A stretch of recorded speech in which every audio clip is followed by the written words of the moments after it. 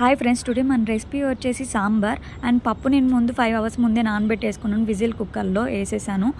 And ఒక bowl పెట్టేసుకొని మనం 2 spoons ఆయిల్ వేసేసుకొని అండ్ 1/2 spoon మనం ఆవాలు వేసుకోవాలి. అండ్ నేను ముందుగానే ఆనియన్స్, టమాటో అన్నీ కట్ చేసి పెట్టుకున్నాను. 1 cup వేసేసుకోవాలి మనం. ఒక 20% ఇప్పుడు కుక్ అవుతున్నాయి. నేను ఫాస్ట్లోనే పెట్టేశాను. సో ఇప్పుడు ఒక 50% కంప్లీట్ అయిపోయింది ఆల్మోస్ట్. ఒక 70% మనకి కుక్ అవ్వాలి. సో ఇప్పుడు ఒక 70% ఆల్మోస్ట్ మనకి కుక్ అయిపోయాయి. ఎందుకంటే మేము తినేటప్పుడు కచ్చాపచ్చగా ఎక్కడ తగలకూడదు కాబట్టి నేను వెజిటేబుల్స్ ముందుగానే నేను కుక్ చేసేసుకున్నాను. ఎందుకంటే ఎక్కువగా బాయిల్ అవ్వవు, కొన్ని ముదురుగా ఉంటాయి కాబట్టి.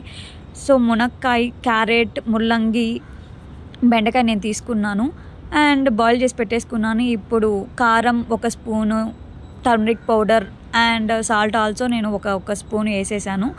మనం బాగా మిక్స్ చేసిన తర్వాత నాకు ఆల్మోస్ట్ అన్నీ బాయిల్ అయిపోయినాయి కాబట్టి నేను అన్నీ మిక్స్ చేసేస్తున్నాను.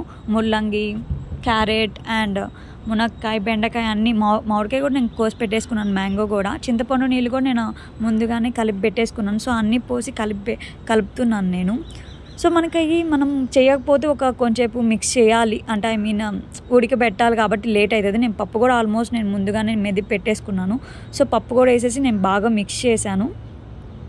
ఆ వాటర్లో బాగా మిక్స్ అవ్వాలి కాబట్టి. ఇప్పుడు చూడండి బాగా ఉడికిపోయింది కదా. మనకి ఉడకలేదంటే చాలా లేట్ అవుతుంది. ఇది హోమ్ మేడ్ రెసిపీ, మా అత్తయ్య చెప్పారు. సో అందుకని నేను ఇది బాగా ఫ్లేవర్ బాగుంటుంది, సాంబార్ పొడి హోమ్ మేడ్. సో అది వేసేసాను. అండ్ ఫైనల్లీ అయిపోయింది కాబట్టి సాంబార్, మనం ఫైనల్లీ కొత్తిమీరను కూడా యాడ్ చేసేసాం. మన సాంబార్ అయితే కంప్లీట్ అయిపోయింది. ప్లీజ్ నా ఛానల్ని సబ్స్క్రైబ్, లైక్, షేర్ చేయండి ప్లీజ్ ఫ్రెండ్స్.